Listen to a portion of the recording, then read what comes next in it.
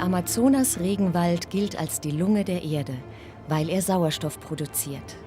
Vielleicht ist er zugleich auch ihr Herz, das Wind und Wasser um den Planeten pumpt. Neue wissenschaftliche Arbeiten zeigen, wie durch Verdunstung Wälder den Regen erzeugen, den sie brauchen.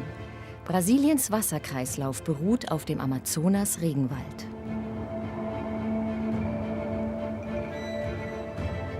Abholzung und Waldschäden nehmen dramatisch zu. Vielleicht hat das Amazonas-Biom bereits den Kipppunkt erreicht, nachdem es kein Zurück mehr gibt, mit verheerenden Folgen für den gesamten Planeten. We have many places in the Amazon today that it's a savanna, it's no longer a forest. It's already happening. It's already being degraded by deforestation, fire, and climate. The Amazon is producing its own climate, favorable climate. When you deforest, you lose that service.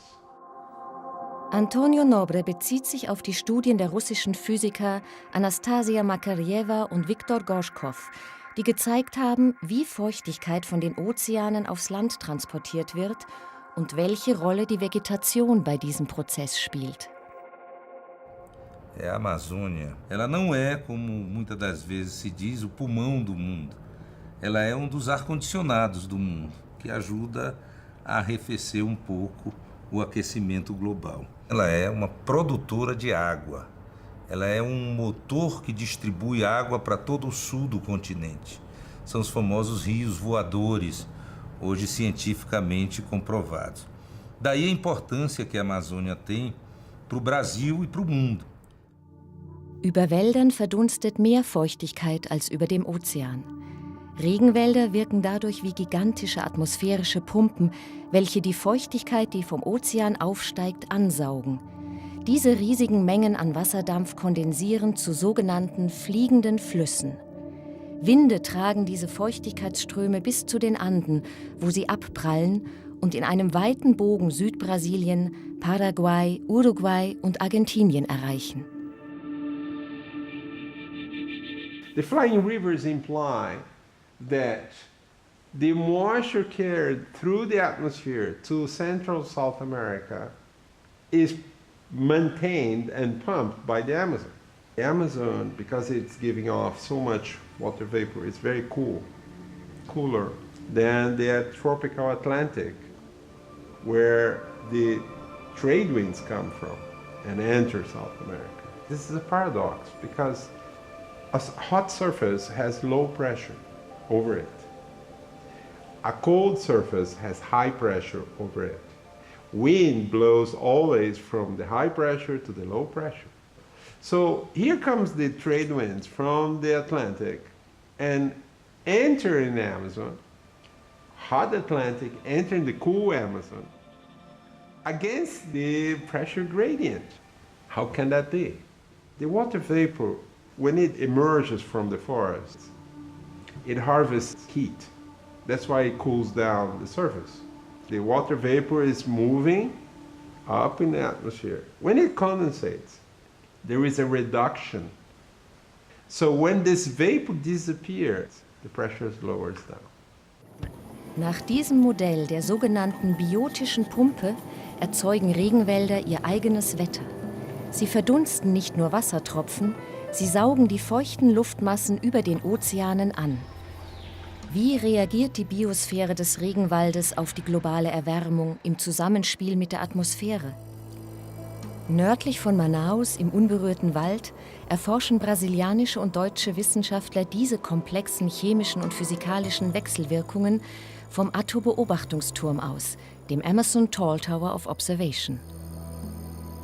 Uns hilft es sehr, dass wir einen Turm haben, der weit über den Wald hinausgeht, weil wir so den Regenwald als ganzes System viel besser verstehen können. Wir nehmen hier deutlich wahr, dass die Zusammensetzung der Luft, wenn es viel regnet, anders ist, als wenn es weniger regnet. Wir sehen, dass wir andere Wolkentypen haben. Wir sehen, dass die Wolkenuntergrenze sich in anderen Höhen befindet. Und ein anderer großer interessanter Punkt für uns sind die Emissionen der Bäume, der Blattoberflächen. Aus den Bäumen strömen viele verschiedene Gase raus. Und diese Emissionen aus den Blattoberflächen, diese Gase, treffen in der Luft auf andere Gase Und nach dem Zusammentreffen bilden sich Partikel im Prinzip aus Gasen. Und diese Partikel sind die Ursprünge, an denen sich Wolkentröpfchen bilden. Das bedeutet auf den Punkt gebracht, dass der Amazonas seinen eigenen Regen bis zu einer gewissen Stärke produzieren kann, indem er seine Emissionen aus den Blattoberflächen kontrolliert. Und deshalb haben wir einen Kontinenten, der in großen Teilen fruchtbar und regenreich ist. Hier an der Attu-Site sind wir in der Mitte von ungestörtem Regenwald. Und was für uns sehr erschreckend war, dass wir gesehen haben, dass auch hier in der regenärmeren Zeit sehr, sehr hohe Luftverschmutzungen feststellbar sind. Luftverschmutzungen, die schwerer sind als in manchen europäischen Großstädten. Jedes Jahr verschwinden Tausende an Quadratkilometern Regenwald. Und das nehmen wir auch über mehrere 100 Kilometer Transport hier wahr. Was passiert eigentlich mit den Bestandteilen in der Atmosphäre, wenn wir Feuer in der Nähe, in der Ferne haben? Wie stark sind die Verschmutzungen? Wie gefährlich können dann auch die Verschmutzungen von Belastungen, beispielsweise durch Ozon, für den Wald hier sein, der erstmal direkt gar nicht in Brand gesetzt wird? Das bedeutet also, wenn in vielen 100 Kilometern Entfernung Wald abgeholzt wird, dann können wir hier Verschmutzungen feststellen, die bei Pflanzen Schäden hervorrufen können. Whoever has known the Amazon before, like me, when I went in the 80s to the Amazon, to make a fire, a campfire in the forest, it's very, very difficult because everything is wet. We used to say that Amazon had two seasons, the wet season and the wetter season. That was the situation, no longer. Now the forest dries considerably during the dry season.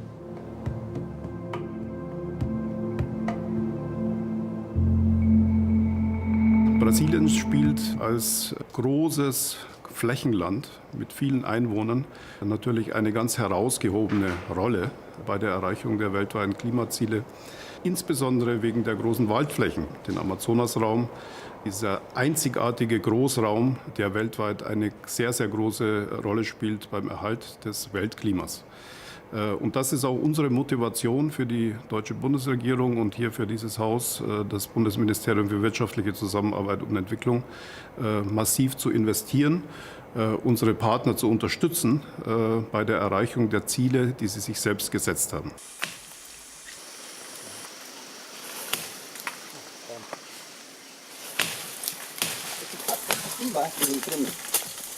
Quando a gente termina, se eu cortar aqui embaixo rápido, tem que cortar aqui em cima ligeiro, porque se eu demorar aqui, quando eu terminar de cortar aqui, a água já sumiu. Quando a gente anda na mata aqui, e a gente está com muita sede, e geralmente esse cipó tem água. Ó.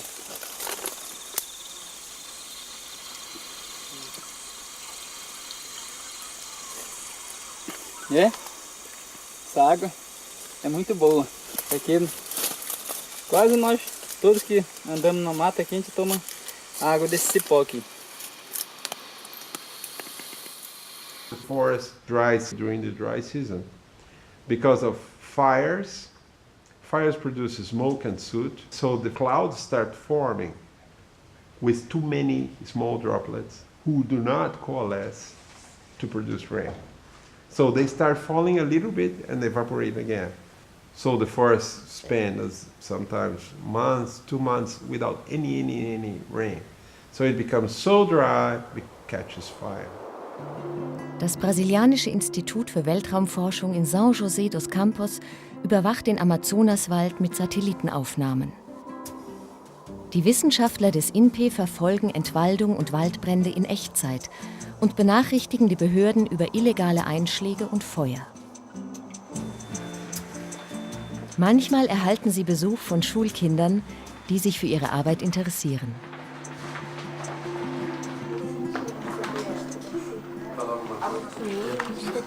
Você reconhece onde é isso, né?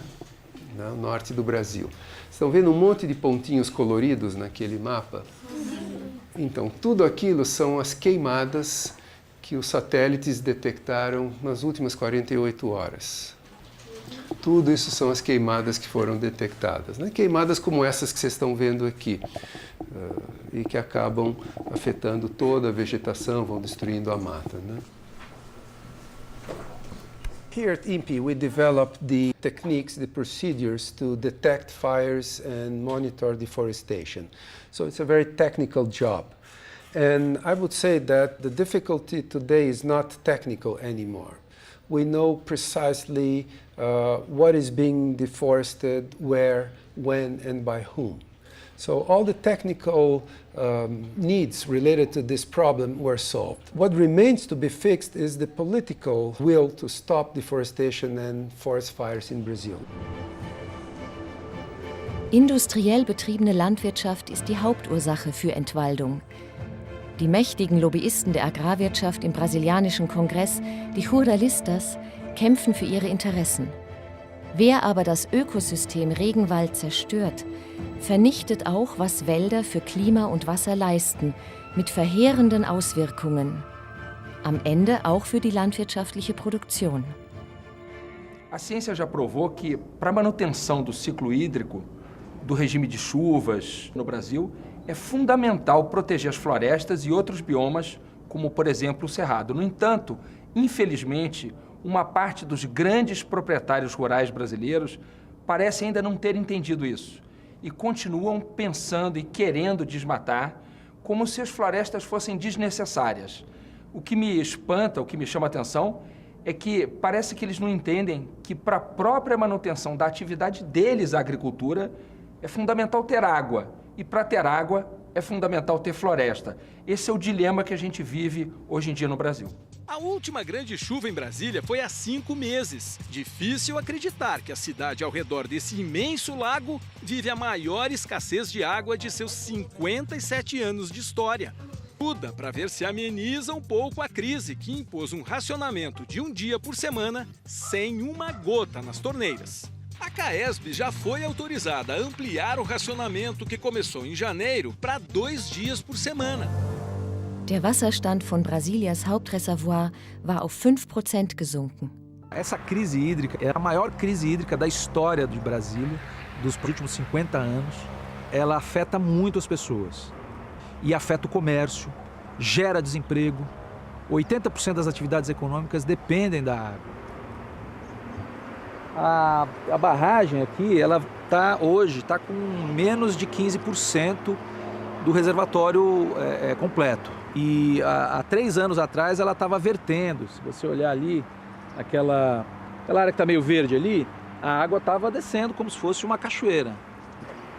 Quem mais está sendo afetado, infelizmente, é o produtor rural.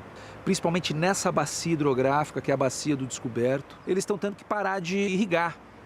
E parar de irrigar significa parar de produzir alimento.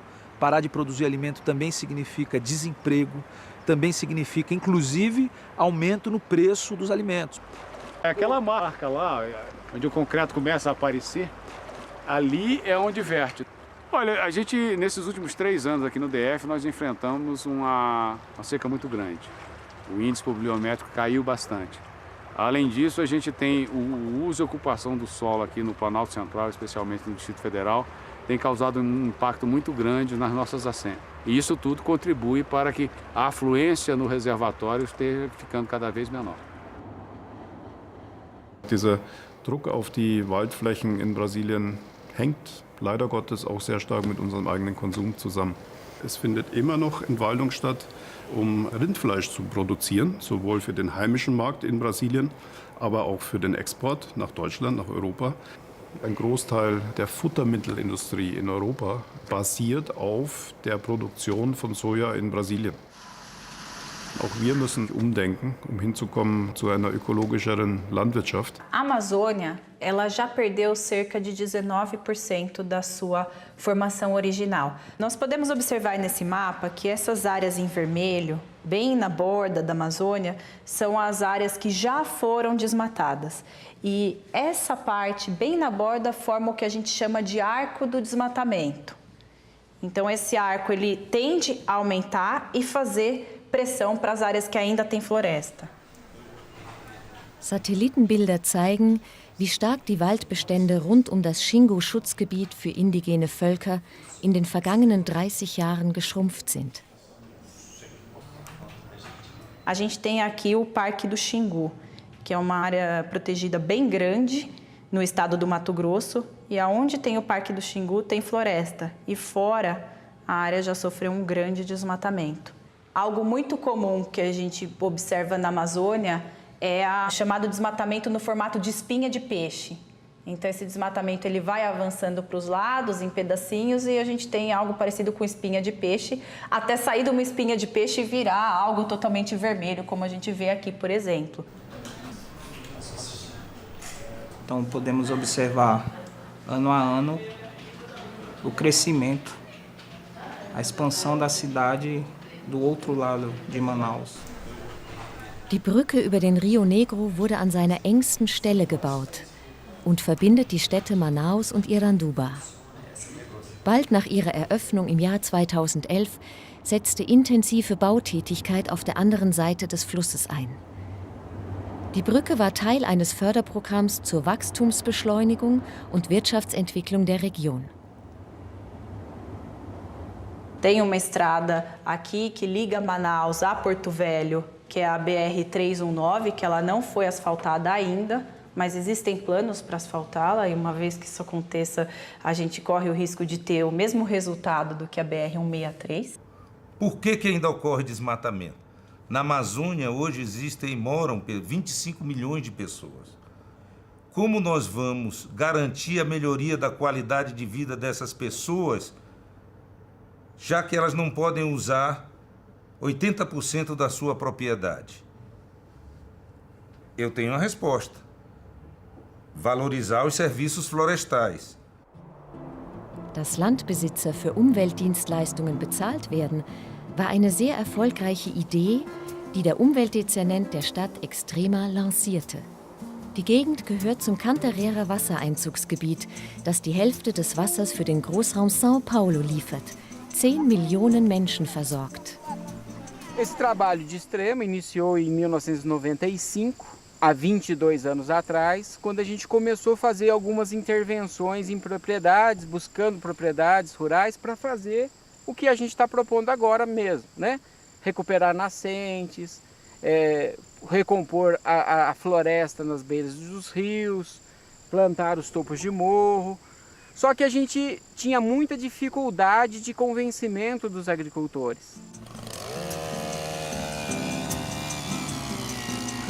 Então nós entendemos naquela época que um fator econômico, um incentivo econômico para os agricultores seria um fator que a gente ajudaria na mobilização e no convencimento desses agricultores para poder adequar ambientalmente as suas propriedades rurais.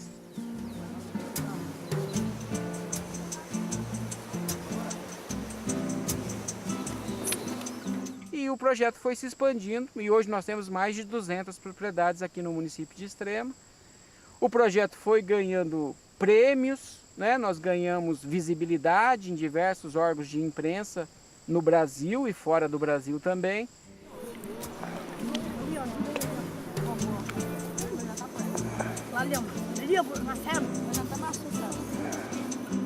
E outros municípios se interessaram nessa mesma proposta e é o que nós estamos levando agora para 284 municípios nessa região da Serra da Mantiqueira, né, que corresponde a uma área de 100 mil quilômetros quadrados, essa região dos 284 municípios, que tem como meta restaurar 1.200.000 hectares, que corresponde a 10% da meta brasileira no INDC, né, no protocolo assumido na Conferência de Paris, né, a COP21. Die Wiederaufforstung des atlantischen Küstenwalls Brasiliens, einer Region, die eine reiche Artenvielfalt besitzt, ist eine große Aufgabe. Der Wald erstreckte sich einst die gesamte Küste entlang. Kaum ein Zehntel davon ist übrig. Heute müssen alle Grundbesitzer Informationen über die Nutzung ihres Landes zur Verfügung stellen. 20% davon müssen intakt bleiben oder wieder aufgeforstet werden. Im Amazonasgebiet sind es 80%. Noch immer viel zu wenig. Umweltschützer fordern Desmatamento Zero, Null Entwaldung und Wiederaufforstung. Agroforstmethoden helfen, diese Ziele zu erreichen.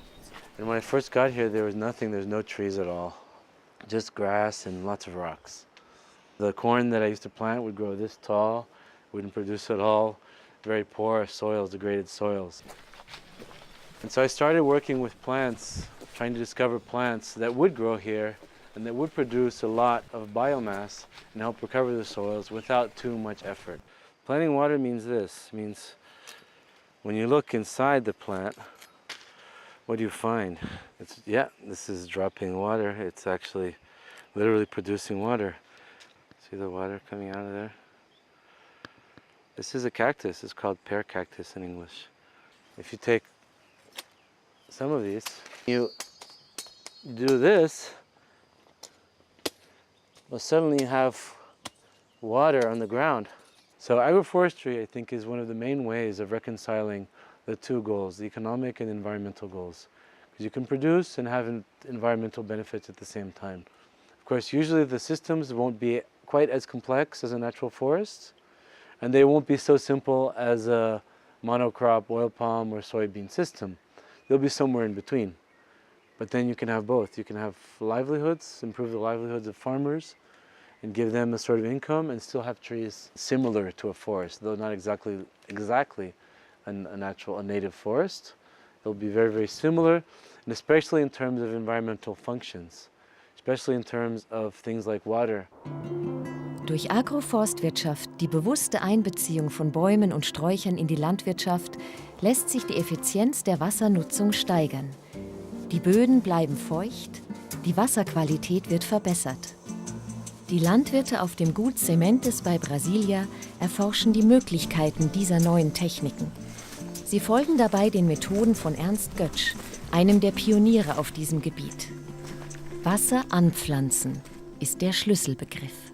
Entender como o organismo florestal funciona, economia de água principalmente, né? Trabalhando com cobertura de solo, trabalhando com sucessão natural, estratificação. Então, assim, você vai estar otimizando o recurso hídrico. Aqui em Brasília, a gente está com um problema grave de água, né?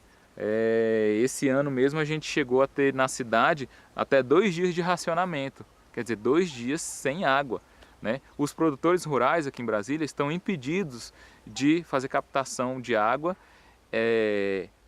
depois das 9 da manhã e até as 16 horas. Então, quer dizer, não tem água, né? Mas esse sistema, e é uma frase que o Ernest sempre fala, que água se planta.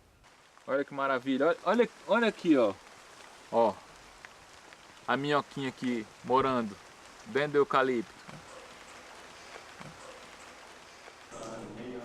Our center is a center that works with natural disasters. We have to see what's going on with the climatic situation. In Brazil, the natural disasters are related to water, particularly intense rainfall, which consequences like landslides, flash floods, or drought situations. So far, at this exact moment, we don't have a flying river, a Rio Boador. Why?